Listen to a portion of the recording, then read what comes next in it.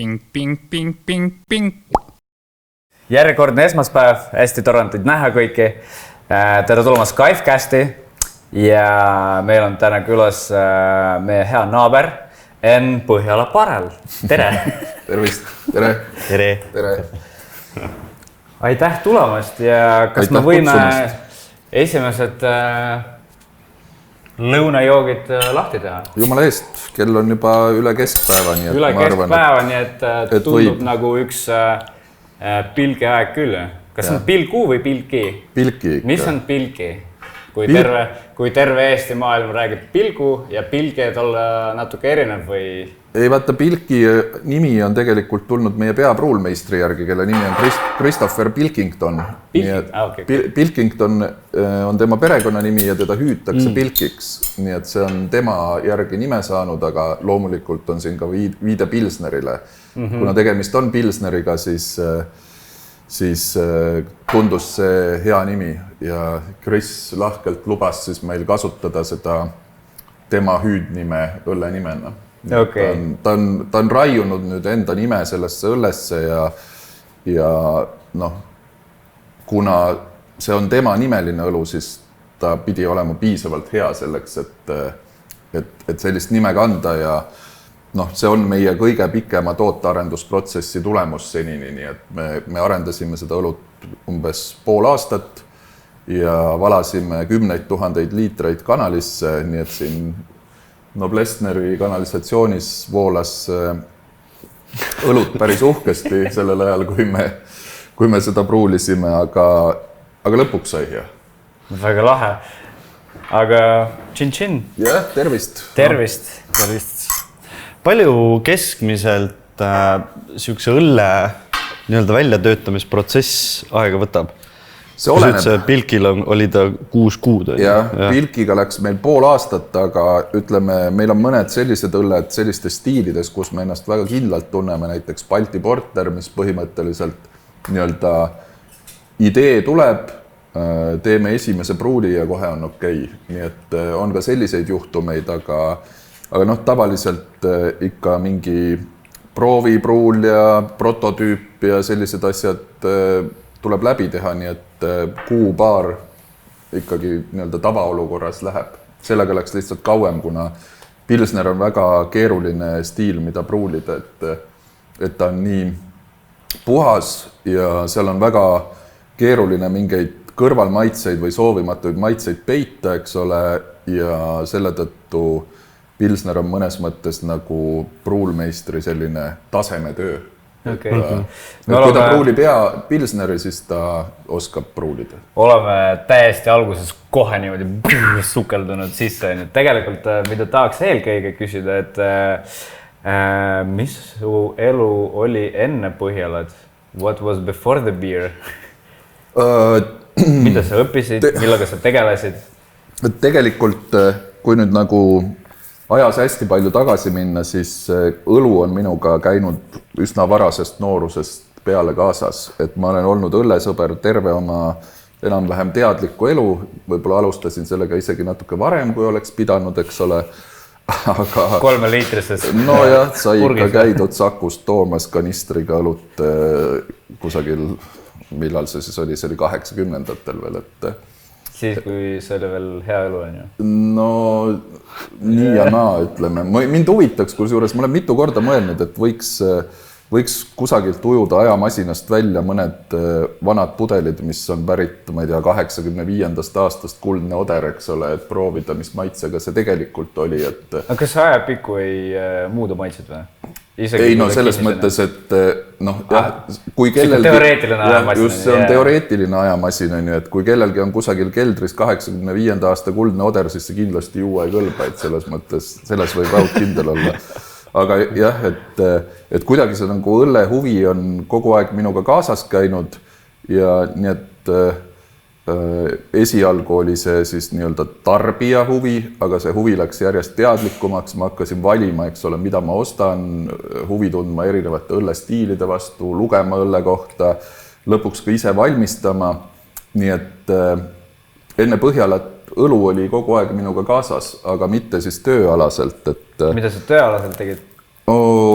no ma olen üsna pika sellise turundusalase taustaga, et ma töötasin omal ajal turundusvaldkonnas nii kliendi poole peal kui ka reklaamibüroos ja siis enne Põhjala asutamist ma olin 12 aastat Tallinna Kaubamaja grupis, tegelesin jaekaubandusega ja turundusega ja juhtisin siis lõpuks seal Kaubamaja kingaäri, et kus oli kogu ABC kinga ja šuukett, eks ole, nii et kas ABC King on see Kalmari endine firma või? Jep, just. Aga ütleme, jah, Kaubamaja ostis selle vist 2008. aastal vahetult enne seda suurt finantskriisi, nii et ütleme... Kõige loogilisem küsimus, mis pleki eest? Maksti palju, ma enam täpselt ei mäleta, aga igal juhul liiga palju. Tere, Kalmer!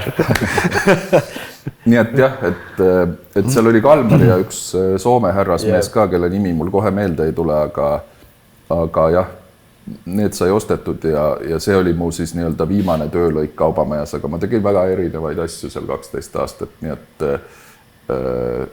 ma arvan, see jaekaubanduse taust ongi võib-olla minu puhul kõige sellise määravam tööalane asi. Või nagu baasina, on ju? Jah, baasina. No ikkagi jah, et selles mõttes ettevõtte toimimisest sai seal väga hästi nii-öelda pildi ette, et mul formaalset majandusharidust ei ole, et ma hariduselt alustasin inglise filoloogina ja lõpetasin lõpuks ajakirjaniku ja suhtekorraldajana, aga...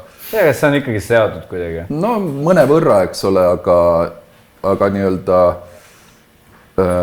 ma arvan, et nii-öelda Kaubamajas töötatud aeg pani minu nii-öelda ärialastele teadmistele ja kogemustele aluse. Kas selle töö käigus sa juba tegid mingit eksperimente oma pruulidega või? Ütleme, see ise pruulimine tuli suhteliselt hilja, see tuli ikkagi üsna vahetult enne Põhjala asutamist, et enne seda oli see huvi ikkagi selline nii-öelda rohkem teoreetilist laadi ja rohkem tarbija poole pealt, aga mingil hetkel jah, sai ise pruulima hakatud, aga õnneks meist endist nii-öelda Põhjala asutajatest ei saanud pruulmeistreid, et me õnneks kohtasime Pruudoogis Krissi, kes pruulis palju paremini kui meie, nii et ütleme, meie nii-öelda asutajate poolt siis tulime oma sellise ärialase kogemusega ja Kris andis meile siis sellise tugeva pruulimistootearenduskogemuse, et kui me esimest korda Krissi õllesid jõime 2012. aastal, siis me saime aru, et me ise ei ole väga head pruulijad. Okei, üks on siis turundusspetsialist, Kris on pruulija, teid on veel 2 tükki? Jah, meid on isegi veel 3 tükki, et meil on Peeter, kes on... Mis on nende spetsiifika? Ütleme, Peeter on teine Põhjala asutajatest, kes on igapäevaselt ettevõttega seotud ja tema on meil siis nii-öelda müügi peal eelkõige. Et tema on see mees, kes lükkab meile teed lahti, loob suhteid, otsib distribuutoreid, käib väga palju ringi mööda maailma, et ta veedab üle 3 kuu igal aastal Eestist ära, sellepärast et meil on ekspordi osakaal on nii suur, et me käime oma turgudel palju kohal. Siis on meil Gren Noormets, kes on finantstaustaga inimene, eks ole, tema on panganduses ja ka investeerimispanganduses ja kinnisvara alal varemalt töötanud, aga tema ei ole siis nii-öelda igapäevaselt seotud tänapäeval, et tema on üks inimestest, kes veab seda Paljassaare suurt stuudioprojekti tänapäeval. No. Ja siis on Tiit Paananen, kes on endine Skype'i pealik Eestis ja tänapäeval tegutseb igapäevaselt Veriffis, tuntud startupis, eks ole. Nii et meie IT-teenus on väga kõrgel tasemel, kuna Tiit seda meile osutab, nii et väga vist nagu kõvemat IT-meest vist väga nagu ei leiakski. aga jah, et Tiit tegeleb meil tehnoloogiaga ja vaatab natuke seda protsessi laiemalt ja püüab meid suunata sellise data-driven ärimudeli poole, kus me kasutame ikkagi hästi palju andmeid selleks, et prognoosida, analüüsida, planeerida ja nii edasi, et noh, ütleme, meil on selline, asutajatega on selline hea sünergia olemas. Okei. Sa ütlesid, et valisid õlud nagu kategooriad suht algusest peale nooruses, on ju. Miks just õlu? Mille pärast see jook sulle nii väga sümpatiseerib? Seda on raske öelda. Ma arvan, et üks põhilisi põhjusi on see, et õlu on hästi selline demokraatlik jook, et ta on nagu väga accessible, kõik saavad seda endale lubada ja see on ka põhimõtteliselt maailma kõige levinum või populaarsem alkohoolne jook, et vähemalt kogu selliselt. See on vist peale vett üldse väga võimalik. Tarbimisest teine. Väga võimalik. Nii et see kuidagi nii-öelda ühendab inimesi, õllest on alati kõigil midagi rääkida, õlle taga on lihtne istuda ja sõbruneda inimestega, et kuidagi see, nagu ma arvan, selline demokraatlikkus ja accessibility on kuidagi alati olnud selle osa. Ja noh, teine põhjus on see, et nii nagu veinimaailm on hästi mitmekesine, siis juba ikkagi palju aastaid tagasi, kui ma avastasin enda jaoks selle, kui lai ja mitmekesine ja kui huvitavaid maitseid pakkuv on õllemaailm, siis sealt nagu naljalt enam tagasiteed ei olnud. Et tegelikult Eestis ju kuni siin 2013. aastani umbes, kui Eesti noored pruulikojad alustasid, oli meie pakkumine väga üheülbaline, et meil oli nagu kogu õllespektrist oli saada põhimõtteliselt selline pisike kitsas osa, mida suured pruulikojad siis valmistasid ja valmistavad seniajani, nii et selline nii-öelda sissevaade või arusaamine õllemaailma on sellest ajast kõvasti edasi arenenud ja inimesed on sellest aru saanud, et õlu on palju huvitavam jook kui see suvaline masstoodetud laagerõlu, mida igalt poolt maailmast leiab. Kas sa oled õlleinimene? Huvitav, et me sellest ei ole üldse rääkinud kunagi. Sellisel tasandil kindlasti mitte, aga jah, sest aeg-ajalt proovid ikka kõike. Noh, nagu vahet pole, kas see tegelikult on kategoorias nagu õlu, vein, mull, siider, sa proovid ikkagi hoida üleüldiselt oma silmaringi laiana. Kui sul on võimalus proovida midagi, absoluutselt, ma proovin alati. Mul oli hea point lihtsalt, et kuni 2013 siis oli valik hõredam. Ma lihtsalt mõtlen nagu enda peale, aga kas ma hakkasin rohkem proovima alates sellest hetkest või mitte. Ma arvan, et per capita vist ei ole, aga lihtsalt valik hakkas olema palju teadlikum. Okei.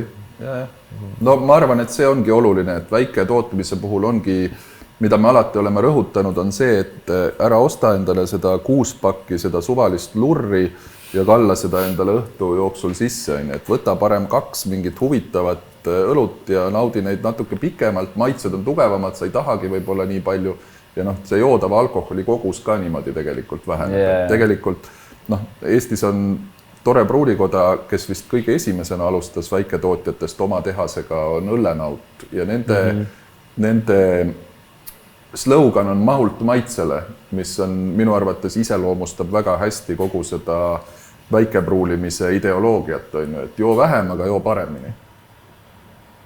Seda me tegelikult märkame ka, me mõlemad töötame peamiselt kange alkoholiga ja seda me märkame ka, et kui ma alustasin ise baaritööd 2006, siis esimeses baaris oli üks parimaid näiteks džinni valikuid linnas. Seal oli 3 toodet.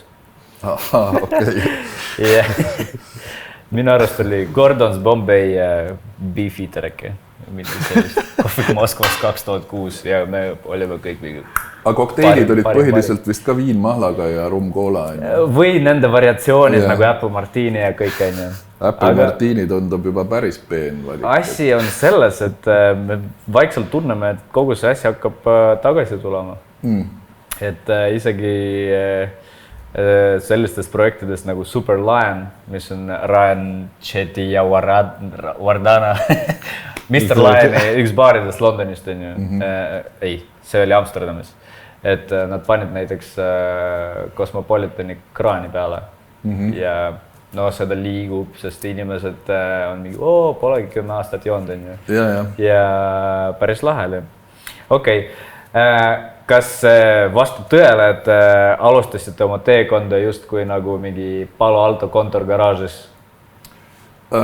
Mitte nüüd päris, aga me alustasime oma teekonda niinimetatud mustlaspruulikojana või sellise contract brewerina ehk meil oli olemas idee, kuidas pruulida, meil oli olemas kaubamärk, meil olid olemas retseptid, aga meil ei olnud oma pruulikoda. Et me pruulisime oma esimesed õlled Tallinna lähedal Jüris, kus asub üks selline hästi pisike pruulikoda, mis tegutseb seni ajani, mille nimi on Genika. Et Genika, jah, G-ga. Ja me põhimõtteliselt läksime siis oma sellise idee, omade retseptide ja oma brändiga kasutasime nende tootmisbaasi oma õllede tootmiseks ja müüsime need siis ise nii-öelda maha, nii et maksime neile töö eest, aga toorained ja muu taolise tõime ise sisse ja siis nii-öelda müügitöö tegime ka ise. Ja noh, need esimesed õlled tulid nii hästi välja, et me saime aru, et me oleme õigel teel ja noh, paralleelselt me siis tegelesime juba oma esimese pruulikoja püstipanemisega. See oli siis Nõmmel, on ju? See oli Nõmmel, jah. Nii et jah, Noblessner ongi meie teine pruulikoda, et Nõmme ruumid me andsime just nüüd novembri lõpu seisuga tagasi, et tegelikult me ei ole seal tootnud juba vist alates aprilli või maikuust, aga natuke võttis aega, et kogu see pull või kogu see seadmepark seal lahti võtta ja nii-öelda järelturul maha müüa.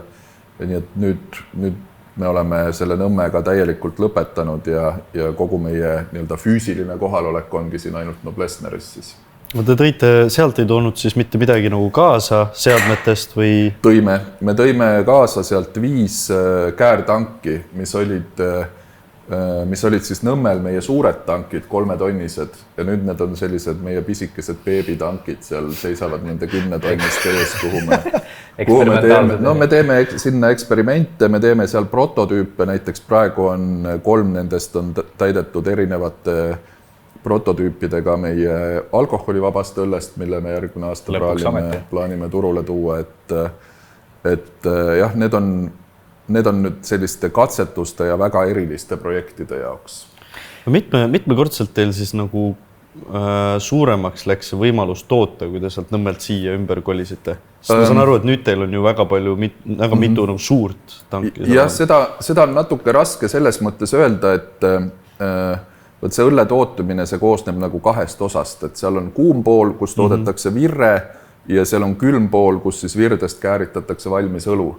Ja ütleme, meil on hetkel siis see kuum pool on natuke üledimensioneeritud, ehk tegelikult ta võimsus on väga suur, meil on 5-tonnine keet, millega me saaksime pruulida 8 korda ööpäevas, kui me 3 vahetuses 24/7 töötaks. Nii et noh, meie teoreetiline võimekus on pruulida 40 000 liitrit päevas. Aga käärtanke on meil siis, noh, me just lisasime käärtanke natuke juurde. Käärtanke on meil 13 10-tonnist ja 5 3-tonnist, nii et kokku meil on 145 000 liitrit on kusagil see kääritusvõimsus ja see on umbes meie selline maksimaalne kuine tootmisvõimsus. Nii et ütleme, kuu jooksul me suudame kusagil 145 000 liitrit välja lasta teoreetiliselt. Me päris veel sinna ei ole jõudnud, kuna osad asjad võtavad natuke kauem aega, kui me oleme planeerinud, aga jah, see on selline teoreetiline tootmisvõimsuse tipp. Palju teil praegu kogemuse pealt või palju teil numbrid näedavad, palju te praegu toodate?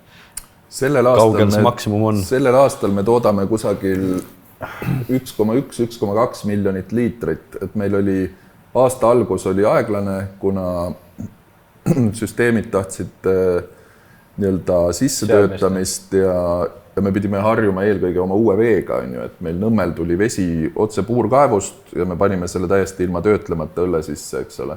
Aga siin me kasutame ülemiste vett, nii et siin meil on veetöötlus vahel. Me kõigepealt pehmendame, siis me filtreerime ja siis me veel laseme vee läbi pöördosmoosi, mis võtab kõik mineraalid välja. Nii et me saame siis igale õlletüübile luua oma veeprofiili, mis nagu tunduvalt avardab võimalusi. Näiteks Nõmmel me ei oleks saanudki head pilsnerit pruulida, sest seal vesi oli liiga kare. Kas see tähendab seda, et teil on vee seadestamise protsessi jooksul mingi veedegustatsioonid kollektiiviga? Ei, degustatsioone ei ole, aga ütleme niimoodi, et kui me hakkame pruulima, siis selles retseptis on sees ka mineraalained, mille me siis sellesse osmoositud vette tagasi lisame. Ja need mineraalained on erinevate õllestiilide puhul on erinevad kogused, erinevad vahekorrad, erinevad mineraalid. Nii et ütleme, selles mõttes jah, kõige sellega harjumine võttis aasta alguses natuke palju aega ja samuti meil tulid uued tankid siis alles novembris 3 tükki. Nii et sellel aastal jah, meil jääb kusagil 1,1–1,2 miljoni liitri vahele see tootmismaht. Aga järgmine aasta tahaks juba jõuda sinna. Ongi juba teie kuskil 90–100 000. No jah, see on ligi 100 000 liitrit kuus. Nii et järgmine aasta me tahaks jõuda sinna kuhugi 1,5 miljoni liitri alla, mis on praegu siis tundub, et kehtestatakse järgmisel aastal väikepruulikoja piiriks, et kas praegu... selle kohta on mingi regulatsioonid olemas? Ja, selle kohta on aktsiisiseaduses on siis määratud, kes on väikepruulikoda ja Eestis oli see seni väga madal, eks ole, see oli väikepruulikojaks loeti sellist pruulikoda, kes pruulis alla 600 000 liitri aastas ja Euroopa Liit lubab kuni 20 miljonit liitrit lugeda väikepruulikojaks, nii et ütleme, me oleme sellest väga kaugel.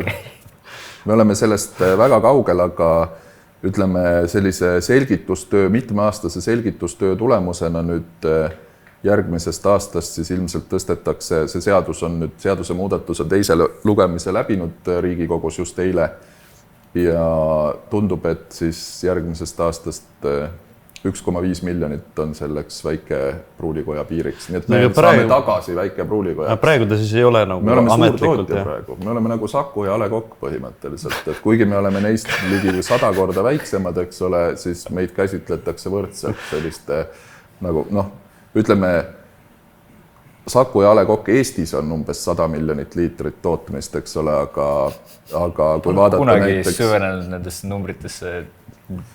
Kui vaadata Carlsbergi kontserni tervikuna, siis kuhu Saku kuulub, on ju, siis see on 11 miljardit liitrit õlut eelmisel aastal, nii et ütleme, aktsiis on võrdne, et meile tundub, et see päris nagu õige ei ole.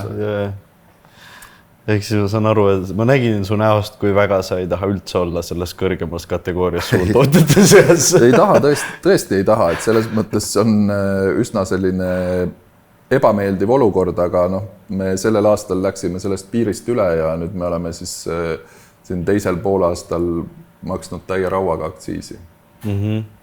Rääkides seadusest, väga populaarne teema muidugi. Mis sa sellest alkoholimüügi piirangust arvad? Sa mõtled seda, mida võib-olla tuleb juunis läbi? Ma ei arva sellest mitte midagi head, sest ütleme, jättes kõrvale selle, et ma olen ise alkoholitootja, siis inimesena ma absoluutselt ei poolda sellist lähenemist, et ma olen oma maailmavaatelt liberaal, ma võiks öelda isegi ultraliberaal ja selle tõttu ma arvan, et nii-öelda riik peaks inimese ellu võimalikult vähe sekkuma ja ma leian, et ikkagi selliste müügipiirangute kehtestamine on täitsa absurdne ja siin ütleme, linn veeretab oma tegemata jätmised ettevõtja kaela, nii et ühesõnaga minu poolt on kindel vastuseis sellisele muudatusele. Mis sa arvad? Mis on... Ma olen ka rääkinud hästi paljude erinevate inimestega, et kuulda erinevaid arvamusi selle kohta. Ja on neid, kes pooldavad seda ja neid, kes absoluutselt võitlevad väga selle vastu. Minu enda jaoks ma ei näe, et see on õigustatud et me peaksime inimeste tarbimisharjumusi nagu sunniviisiliselt muutma, nagu käskimise ja keelamisega, et ei tohi ja nii edasi. No minu meelest ajalugu on väga selgelt näidanud, et igasugune käskimine keelamine ei tööta.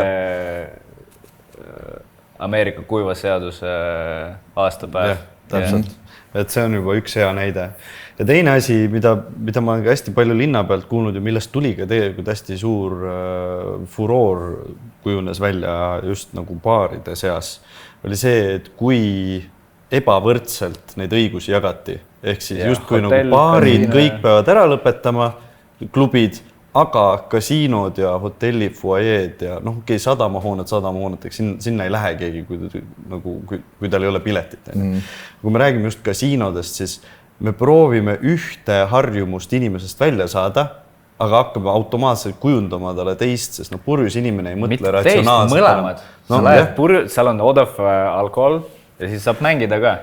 Et ühe kurja asemel on 2 kaelas. Sellepärast, et palju sa ootad, et see inimene, kes nüüd tahab kella 3-st edasi kuskil olla, kui palju ta ratsionaalselt kaalutleb seda, kas ta peaks minema sinna või mitte. Me oleme kõik selles olukorras olnud. Kui kell 3 on ratsionaalsus ikkagi suhteliselt lahkunud juba inimesest. Pigem jah. Et siis sa lihtsalt otsid seda kohta ja ma arvan, et see kuidagi väga rutakalt on see kogu asi tehtud, mis nüüd on ka viimane update sellele. Tegelikult ju Aivar Riisalu, kes on Tallinnas juhtival positsioonil, ju andis välja ka teate, et võtame sellega hoogu maha, natukene liiga rutakalt mõeldud. Küll nad testivad seda teemat üles veel. Ja, aga me käisime, ma arvan, kuskil 1,5 aastat tagasi saime vanalinna baaridega Tallinna linnavalitsus kokku. Aivar Riisalu võttis meid vastu ja me rääkisime teemal Tallinna vanalinna öörahu. Ja probleemsed kohad olidki Suurkarja tänav ja siis see Sauna tänav, kus on nüüd enamus jälle baarikultuur tekkinud. Ja Aivar ütles väga lihtsalt, mina ei taha, et te siin oleksite, aga meil tuleb nii palju kaebusi, et erinevate osapoolte nad põhimõtteliselt nagu sunnivad mind olema selles olukorras, kus ma pean teid kutsuma kokku ja otsima koos lahendust. Ehk siis mida me teeme selleks, et teie saaksite tööd teha, aga elanikud saaksid elada.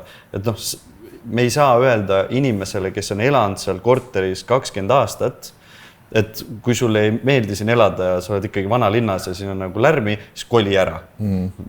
Miks ta peaks? Ehk siis või kui sa ostad näiteks sinna mingi 600-700 000 eest korteri. No see on veel hästi saadud on ju selle hinna eest. Ehk siis tol momendil kõik nagu noogutasid kaasa, öeldi, et jaa, et okei, peaks mõtlema, äkki me paneme samamoodi nagu Suurkarja otsas oli mingi turvamees, kes ei lasknud pudelitega sisse ja joogiga välja, oligi tänava otsas nagu hoidis rahval silma peal, et kas nagu Sauna tänavale samamoodi panna. Ja ma mäletan ka, et me leppisimegi nagu grupiviisiliselt kokku, et okei, linn ei pea sellesse praegu sekkuma, et me tegeleme sellega ise nagu kommuunina, hoiame rohkem rahu. Ja ma olen täiesti veendunud, et see asi jäi suhteliselt samasse stiili, sest meil ei ole ühtegi sükest nagu tugevat enda kommuuni eestvedajad, kes nagu paneks asju paika. On ikkagi nagu, kõik saavad oma vahel läbi. Jah, sellest saab rääkida, aga järgmine küsimus minu poolt oleks, äkki oleksid sina? Ma õnneks tegin selle julge otsuse vanalinna mitte enda äri teha. Initsiatiiv on alati karistatav. Alati. Aga kuna me oleme ikkagi sadamas ja meid on palju siin ja hall on ka kõrval ja äkki kamba peale, see peame mingi Pantooni suveks ja see ei ole Tallinn enam ju. Mis me selle Pantooniga teeme? Vee peale ja sinna mingi pop-up thing. Okay. Oma parve ehitada. Okei. Kuule, aga Põhjala jutu poole tagasi. Te olite Nõmme. Sealt ta tuleb. Jah, sealt ta tuleb. Meil oli kindel pakkumine, kas meie kaup tuleb sellel ajal, kui me räägime või mitte. Jah. Ma korra lahku. Kallid inimesed, me oleme ikkagi baar ja asju juhtub ja Kifecast ongi selline väga eluline saade. Nii, aga räägime Põhjala kasvust, sest see oli vähemalt minu jaoks hästi äkiline sihuke plahvatus, et te just olite kuskil Nõmmes ja Põhjalat nägi siit ja sealt, on ju, ja siis hopsti nii suur samm edasi, et kuidas te seda tegite, mis raha eest, kes on sponsor, kas riik adjas teite? Ilmselt mitte, aga... Ütleme, selle selgitamiseks tuleb jälle ajast natuke tagasi minna, et kui me avasime Nõmmel oma esimese pruulikoja, siis me alustasime 5 käärtankiga, mille võimsus oli selline kusagil 10-12 000 liitrit kuus õlut, eks ole. Ja ma mäletan, kui me selle lahti tegime ja hakkasid tellimused tulema, või ütleme, enne kui tellimused tulema hakkasid, siis ma enne avamist vaatasin seda ja hoidsin 2 käega peast kinni ja mõtlesin, issand jumal, et 10 000 liitrit õlut meil nüüd iga kuu purskab siit välja, et see on 30 000 pudelit, et kuhu me selle kõik paneme. Ja siis me tegime pruulikoja lahti, hakkasid tulema tellimused ja me saime 2. nädalal aru peale avamist, et meil pole selle 5 tankiga võimalik nõudlust rahuldada. Nii et me 2. nädalal andsime sisse tellimuse 4 uue tanki jaoks, ehk sisuliselt kohe 2-kordistasime oma tootmisvõimsuse. Ja see nõudlus jätkas kasvamist, sest meie õlled tulid tõesti väga hästi välja.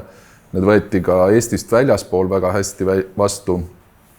Nii et me kohe alguses hakkasime juba Põhjala ehitamise ajal meil oli selge, et meie ambitsioon läheb Eestist palju kaugemale, et me ei taha toota ainult Eesti turule, vaid me tahame sellises globaalses mõistes olla kõva pruulikoda. Ja me siis esimesel aastal kohe 2-kordistasime peaaegu tootmisvõimsuse ja siis igal aastal me ostsime tanke jälle juurde, kuni meil sai lihtsalt ruum otsa seal majas. Et me võtsime sealt juurde ruume pidevalt, nii et me alustasime 200 ruutmeetril ja lõpetasime vist 750, eks ole, ja seal meil ei olnud lihtsalt võimalik rohkem laieneda. Ja selles mõttes läks ka natuke hulluks, et selleks, et 18 tanki õllega täita, me pidime pruulima mitmes vahetuses juba. Ja ühesõnaga me saime aru, et sellest majast ja sellest setupist meil ei jätku selleks, mis me teha tahame, sest viimasel aastal, mis ta oli siis, kui me Nõmmel tootsime, oli 2018, me saime aru, et me oleks võinud 2 korda rohkem õlut müüa, kui saaks toota nii palju. Täpselt. Et selle tõttu me hakkasime suhteliselt varakult juba otsima võimalust laienemiseks ehk uue pruulikoja rajamiseks ja meil oli sisuliselt 2 teed, et kas me läheme kuhugi linnaserva ja paneme seal püsti sellise sandwich-paneelist tootmishoone, keskendume tootumisele, võib-olla teeme sinna väikse mekitoa ka juurde, kus kui keegi külla tuleb, siis saame enam-vähem niimoodi. Või teine variant, et me tuleme tõesti sinna, kus inimesed on ja teeme midagi erilist ja ajame oma selle restorani või sellise jaepakkumise poole ka kõvasti suuremaks. Õnneks me valisime selle plaan B. Tegelikult see oli plaan A kogu aeg, sest me teadsime, mida me tahame. Me teadsime, et me seda tahame, aga meil oli ka see plaan B, et kui meil ei õnnestu, et siis me läheme kuhugi linnaserva lihtsasse tootmishoonesse.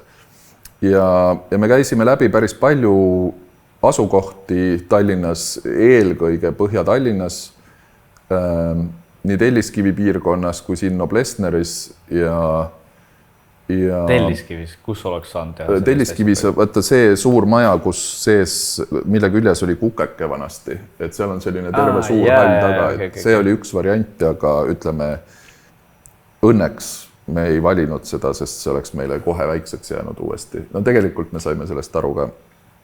Ja siis siin Noblessneris me käisime kõigepealt vaatamas seda Korstnaga maja, mis on meie kõrval, mis on Peetri 7, eks ole, mida praegu renoveeritakse korteriteks. See oli väga kihvt maja, aga seal oli sellist pinda oli vähe, millel on kõrgust. Vaata, meie tankid on hästi kõrged, et meil on vaja suurt kõrgust ja seal oli sellist pinda natuke liiga vähe. Ja siis me jõudsime sinna kõrvalmajja. Ma mäletan, et kui ma sinna esimest korda sisse läksin ja vaatasin seda asja, siis ma sain aru, et that's it. Et siin me saame kõike seda, mis me tahame teha et meil on siin on pruulimine, seal on kääritus, üleval on restoran, see kuidagi nagu loksus kohe paika see asi. Aga siis võttis veel pool aastat aega, kuni me saime nii-öelda hoone omanikuga tingimustes kokku lepitud ja lepingud allkirjastatud, aga peale seda tegelikult käis asi päris kiiresti, nii et 2017 vist detsembri alguses läks kopp maasse ja 2018 jõulude ajal me avasime. Nii et aastaga tehti maja korda ja meie panime siis sinna kogu nii-öelda varustuse sisse. Ja kui sa küsid, et kes on sponsor või kuidas seda rahastati, siis me kaasasime terve hulga uusi investoreid Põhjalasse, et me tõstsime siis kusagil, või mitte kusagil, vaid täpselt 2,2 miljonit uutelt investoritelt ja kelle hulgas on näiteks päris palju tehnoloogia taustaga inimesi, et meil on seal Taavet Hinrikust Transferwise'ist, meil on Ott Kaukver seal, meil on Sten Tamkivi, et selles mõttes sellist mõnes mõttes nagu Skype'i raha on päris palju ka Põhjalas sees, eks ole. Et see on kusagil ringelnud vahepeal ja siis tulnud tagasi.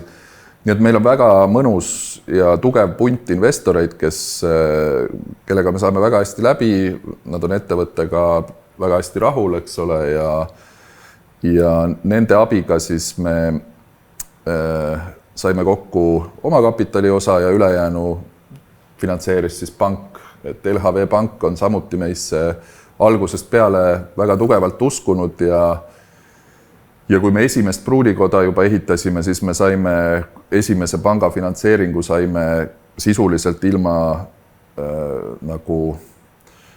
isiklike käendusteta ja sisuliselt äriplaani peale. Kuidas see oli siis? Sa tulid LHV-sse oli nagu proovi? No põhimõtteliselt jah, me põhimõtteliselt rääkisime, mis me teha tahame ja LHV-l oli sellesse meeskonda oli usku, tootesse oli usku ja selle tõttu me olemegi nüüd päris pikalt juba siis vist 2013. aastast olemegi nendega koostööd teinud ja nad on kogu aeg meie kasvu toetanud ja toetavad. Ja te olete praegu väiketootjatest kõige suurem on ju? Jah, me oleme väiketootjatest kõige suurem, nii et me oleme umbes nii suured vist kui 8-9 järgmist kokku või midagi taolist, et jah. Kui sa ütled, et vaata see 1,5 saab nüüd järgmiseks piiriks on ju, väiketootja osas, palju sa ise praegu tunnetad, kas teil see kasv jätkub kogu aeg progressiivselt või kas ühel hetkel sa pead jälle tegema selle otsuse, et kas me lähme üle selle 1,5 ja saatume uuesti jälle nende suurte tootjate sekka või me sa tõmbad kuskile piiri, et me tahame seda tiitlit säilitada? See on väga hea küsimus, et meil on olemas selline erialaorganisatsioon, mille nimi on Eesti Väikepruulijate Liit, kuhu kuuluvad sisuliselt kõik Eesti väiketootjad nii õllealal, siidrialal kui veinialal. Nii et see ühendab nagu väga suurt seltskonda inimesi, kes tegelevad kääritatud jookide tootmisega.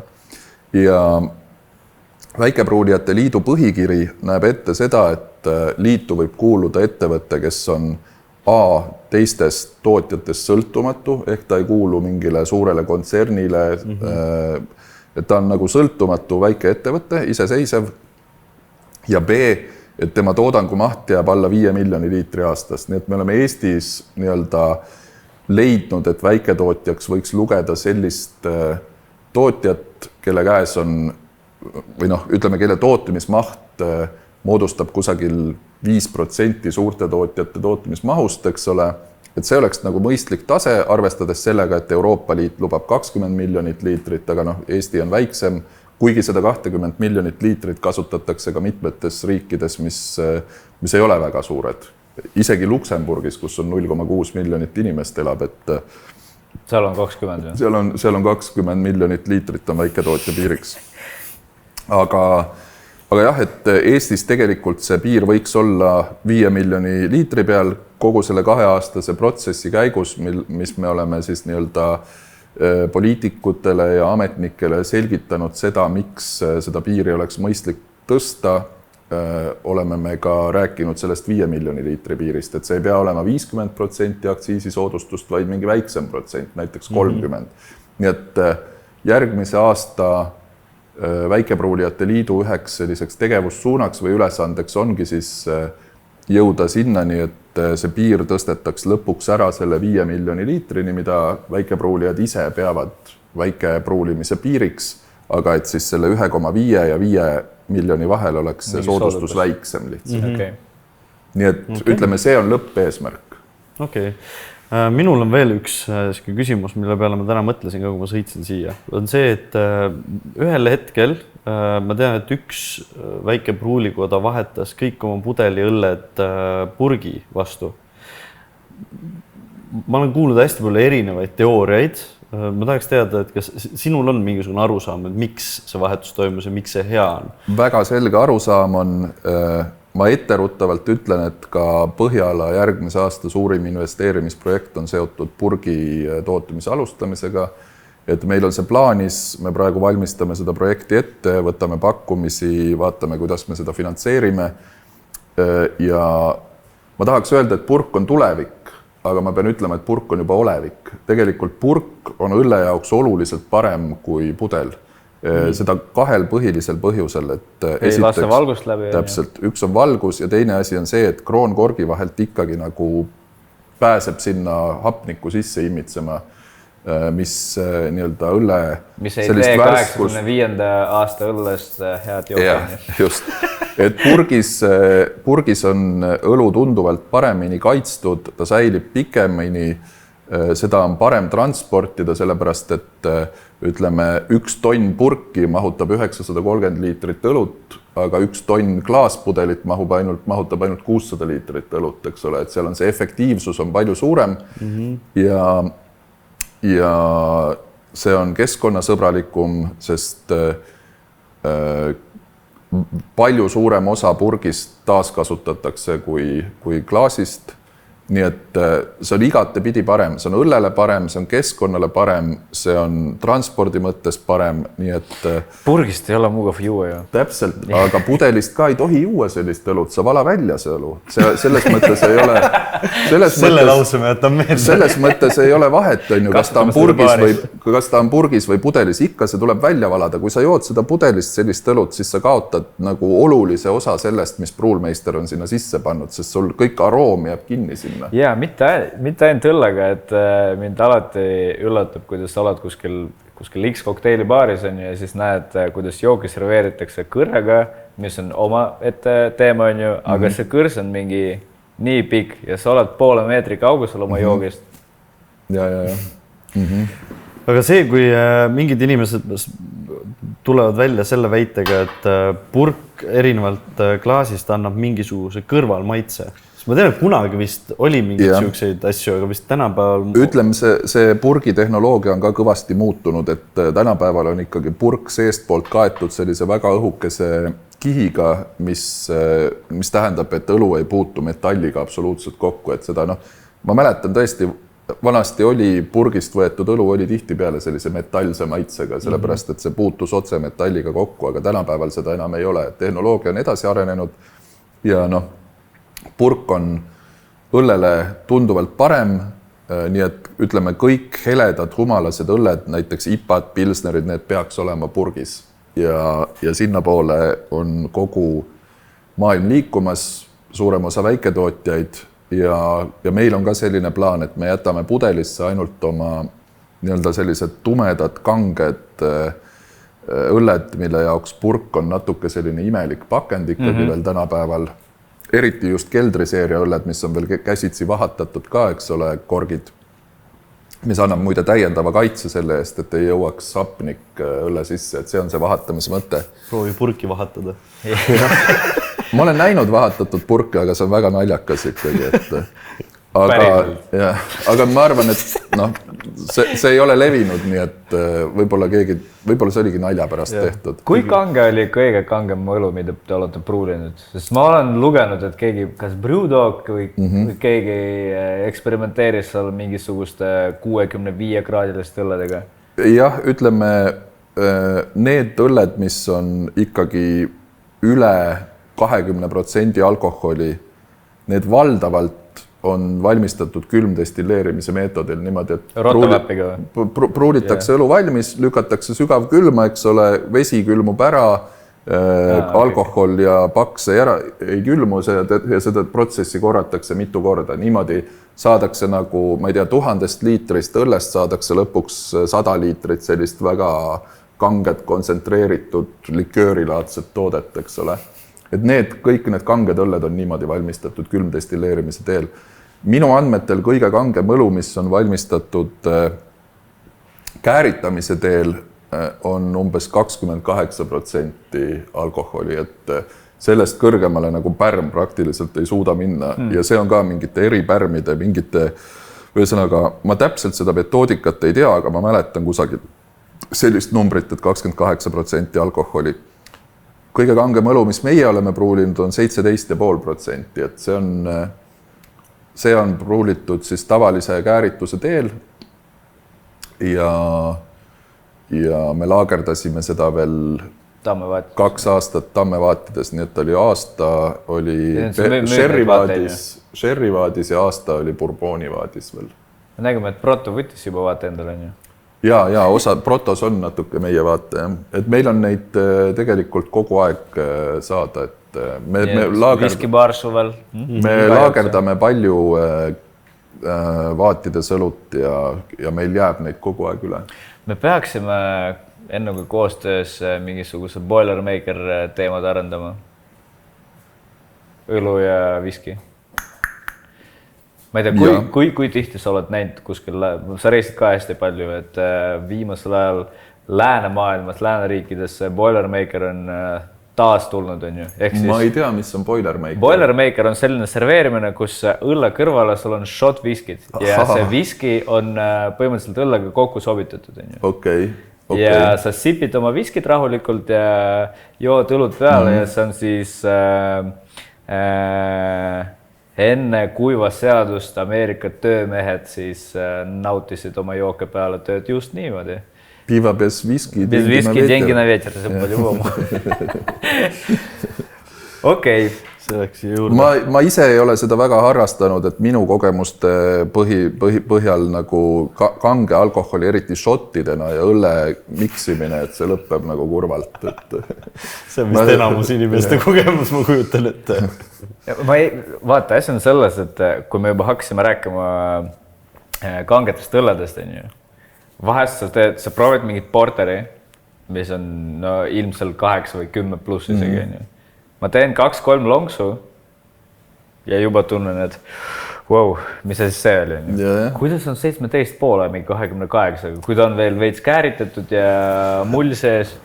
Pigem ei joo 2 lonksu kaupa, et pigem on see nagu ongi kange alkohol vist, mida sa sipid nagu rahulikult. Jah, see on ikkagi nagu selline 17,5% õlu, see on mõeldud selleks, et sa kas jagad selle 0,3 pudeli sõbra või 2-ga, lühema aja jooksul või sa jood selle ise ära mingi tunni aja jooksul, eks ole, istud kamina juures ja aeg-ajalt võtad väikse lonksu ja võib-olla tõesti suitsetad sigarit ka sinna juurde, kuigi suitsetamine on paha, ärge seda tehke. Ja alkohol on ka. Aga jah, et need on ikkagi sellised õlled, mis ei ole mõeldud peale sauna kulistamiseks, et ma ei kujuta ette näiteks, et sa tuled leiliruumist välja ja jood pudelist sellist nagu 17,5 barrel age'itud keri selle ära põhimõtteliselt terve pudeli. Rohkem sauna ei lähe. Ma olen näinud lihtsalt mingeid selliseid kommentaare. Ma vahel õlleteemalisi kommentaare loen Delfis või Postimehes, et seal saab nalja palju. Inimeste kommentaariumidest saab tavaliselt rohkem nalja kui artiklist. Nojah, et seal on, mõned inimesed ütlevad, et see käsitööõlu, seda ei saa ju peale sauna juua, et see polegi mõeldud peale sauna joomiseks, et see ongi mõeldud teises olukorras joomiseks, et sul on, ma ei tea, sa lõpetad mitmekäigulise õhtusöögi, sul on viimane käik on šokolaadikook ja sa ei joo sinna juurde mitte dessertveini, vaid võtad mingi barrel age'itud õlu, eks ole. See on ikkagi täiesti tarbimisharjumuste muutmine. Inimesed harjuvad kindlate asjadega. Kas õrrita meid millegiga järgmiseks 5 aastaks? Mis on need asjad, mida me peaksime ootama suure huviga, mis Põhjalast hakkab tulema? Kas brändist või pruulikojast, kuidas iganes? Kindlasti jätkub uute ja huvitavate õllede pealevool, et et me oleme kõvad tootearendajad, et me toome aastas kusagil 15-20 erinevat õlut välja iga aasta, eks ole, et me oleme selle rohkem kui 1 kuus. Jah, selle 6 aastaga, mis me pruulinud oleme, me oleme vist üle 150 erineva õlle pruulinud, eks ole, et selles mõttes uut ja huvitavat kraami tuleb kogu aeg. Nüüd, kus meil on oma kodu, siis ma arvan, et me suudame üllatada inimesi ka nii-öelda toiduga ja toidu ja õlle kokkusobitamisega, et me ei tee küll sellist fine dining ut, on ju, aga ma julgeks öelda, et me teeme sellist maailmatasemel pubitoitu enda juures, eks. Et selles mõttes sellel tasub kindlasti silm peal hoida. Ja kindlasti ka sellel, et mis saab meie nii-öelda jaepoole laiendamisest, et me oleme mõelnud selle peale, kuidas oma jaepoolt laiendada ja ütleme jällegi endale omaselt, eks ole, et me ei mõtle liinil Tallinn, Tartu, Pärnu, eks ole, vaid pigem nagu Tallinn, Helsingi, Amsterdam, Nanjing, on ju. Et jah, ma ei tea, kas te seda uudist lugesite, aga meil on praegu Pekingis on pop-up baar püsti. Jaa, ma nägin Facebookis kuskil. Mis on nii-öelda 2 kuuks siis Põhjala egiidi all ja ainult Põhjala õlled voolavad ja selle menu on olnud tõesti üllatavalt suur, nii et ütleme, me mõtleme sealt edasi, mida nii-öelda baaride pidamise osas veel ette võtta. See on väga lahe, sest ma ei tea, kas ma olen sulle rääkinud üks juhtum, mis mul juhtus Põhjalaga, kirjutasin sulle ka siis. Tulin Almatisse Kasahstani ja siis mingi jalutasime sõbraga seal, et oli mingi lähme ühte kohta. Ma tein sulle linna paarimad õllebaari, teeme seal 1 viskid, läheme edasi. Astume uksest sisse, suur baar, kõrged laed, rockmuusika, kõik super. Ja keset baari mingi mega suur tahvel Põhjala õlut täis. Mul oli mingi okei. Ja mis oli kõige lahedam, et selle Põhjala hind baaris, ma saan aru, et see oli võib-olla promo ja nii edasi, Põhjala hind baaris oli mingi, ma arvutasin mingi 10-15 senti odavam kui Selveris meil. See on küll huvitav, siis see peab olema kuidagi maksudega seotud. Kindlasti, see oli kindlasti maksudega, sest kust poolt see hinnavahe ikka tuleb. Nii et kui ma mäletan õigesti, kui meil oli see kirjavahetus otse Kasahstanist, sa ütlesid, et te olete 27 riigis väljas. Siis vist olime. Aga see oli mingi aasta-poolteist tagasi, kuidas teil praegu on? Praegu on umbes 40 riiki. Nii et jah. Aga vaata, see 40 on mõnes mõttes nagu petlik, et see kõlab nagu õudselt võimsalt, eks ole.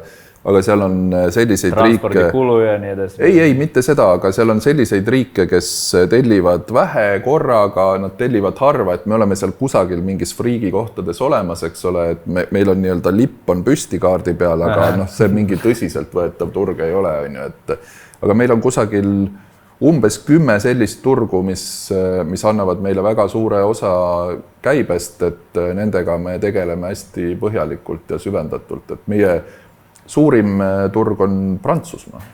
Ma just tahtsin küsida, et kas eestlased on siis truud oma kohalikule brändile? Ei, selles mõttes Eesti on ikkagi number 1, et Eesti on 30% müügist ja eksport on 70%. Et Eesti on ikkagi kõige suurem, aga eksporditurgudest kõige suurem on Prantsusmaa, kuhu läheb vist 12-13% müügist, eks ole. Väga huvitav. Järgneb Soome, Holland, Hiina ja ma hetkel ei mäleta, kes oli 5. kohal, aga ütleme Prantsusmaa, Soome, Holland ja Hiina, need on meie 4 kõige suuremat turgu. Okei. Ma tahtsin küsida,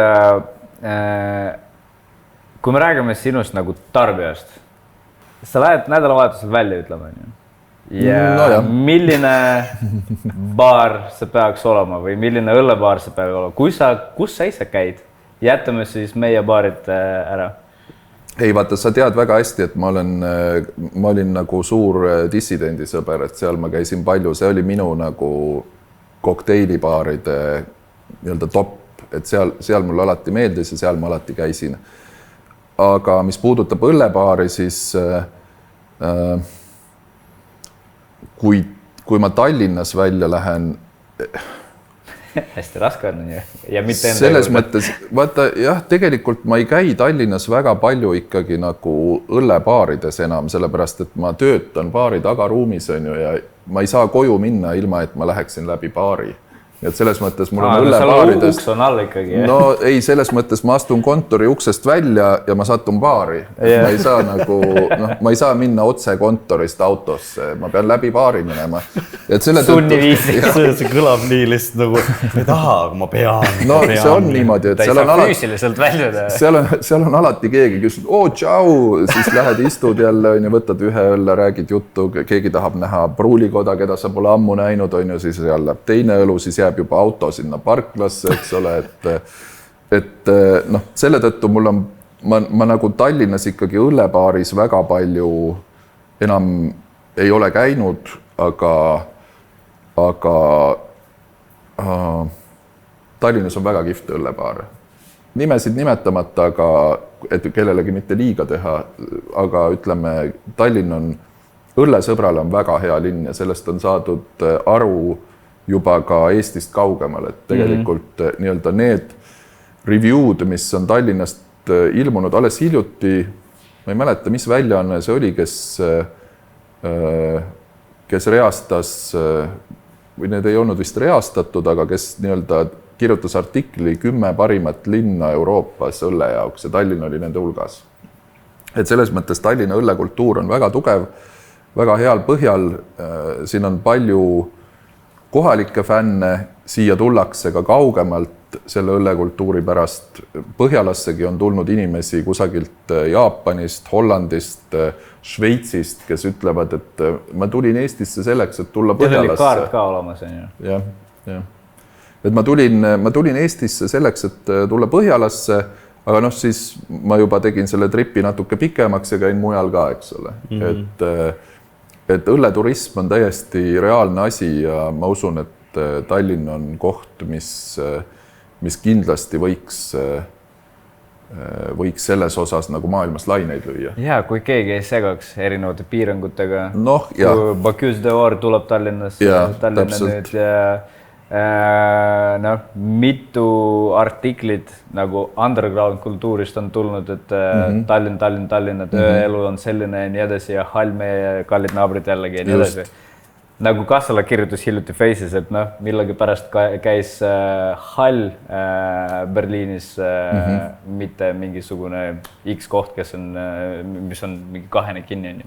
Nüüd on kõige tähtsam osa. Nii. Meil on 2 no-name õlled sinu jaoks. Okei. Ja meil on vaja teada sinu arvamust nende kohta. Okei. Pidavad olema joogikõlblikud. Okei. Oota, võtame siis uue klaasi.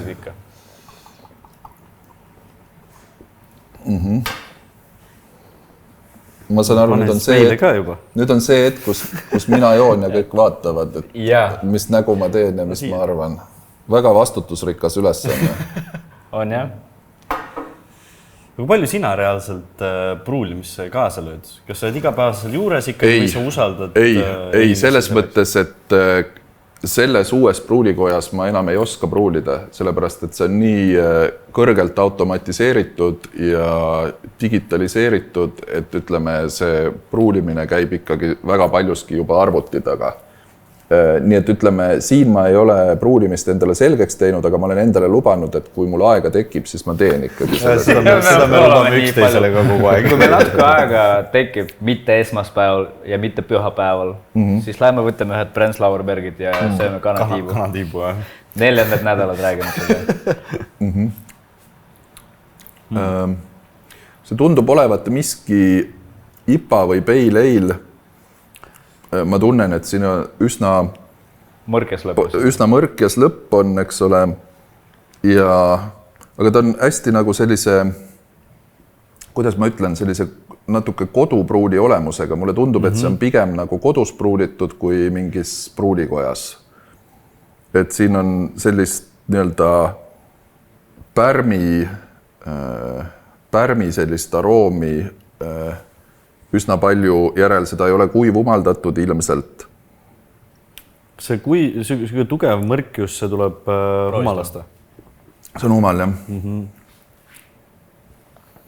noh, ütleme, kui see on kodupruul, siis see on igati väärikas katsetus, kui see on pruulikojas valmistatud, siis võib-olla mitte nii väga. Okei. Väga diplomaatiline. Jah, väga diplomaatiline. Meil on teine ka. Mul on üks klaas sinu jaoks. Okay.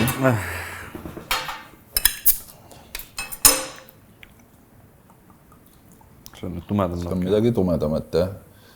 Värvi järgi tundub kas amber ale või odravein või...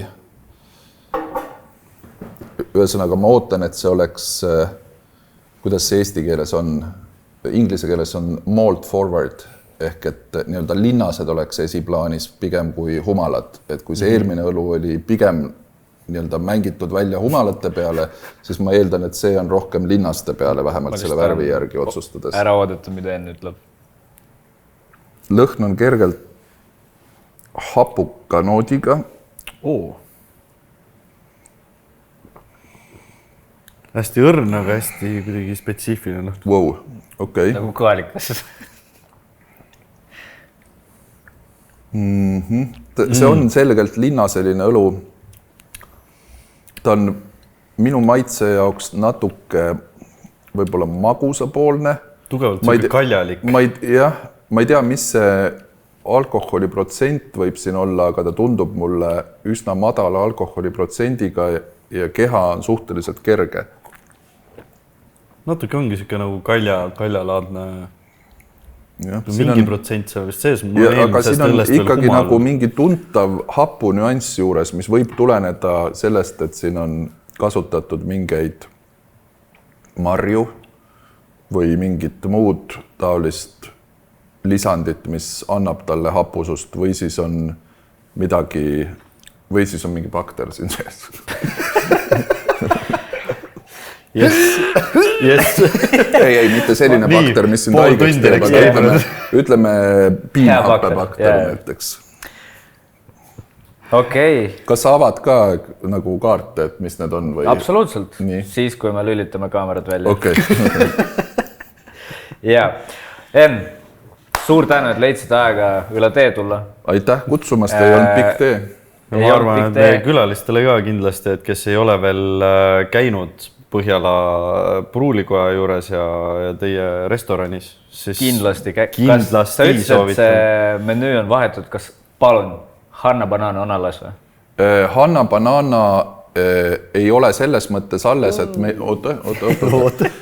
meil on nüüd menüüs on päevakook ehk daily pie ja see võib olla Hanna Banana, aga see võib olla ka midagi muud. Nii et ühesõnaga tegelikult seda Hanna Banana tõesti, ma armastan seda kooki, see on mega maitsev. See on nii lihtne ka. Aga ütleme, püsikliendid, kes meil käivad ikka nagu korra nädalas seal, eks ole, neid hakkas see veidi ära tüütama ja tegelikult kondiitrit Hannat hakkas ennast ka see natuke ära tüütama.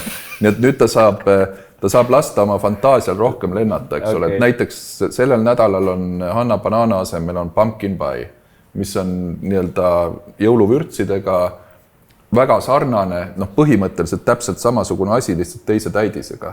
Ja see on super maitsev, nii et ütleme, Hanna Banana kindlasti mingil ajal tuleb jälle tagasi, aga siis ta läheb jälle ära, nii et ütleme, et me saaks igat vaheldub, nii et oleks huvitavam tagasi tulla.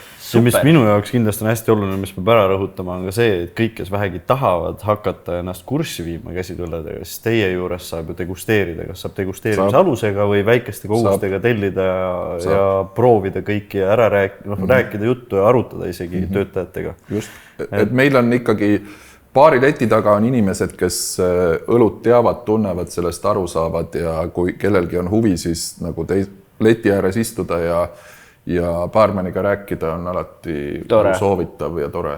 Jah, seda rõõmu me jagame. Väga hea, aga siis näeme Põhjalas, näeme Kaifis ja aitäh tulemast. Aitäh teile kutsumast. Näeme kanatiibadel. Kuragi, jah. Okei. Ping, ping, ping, ping, ping.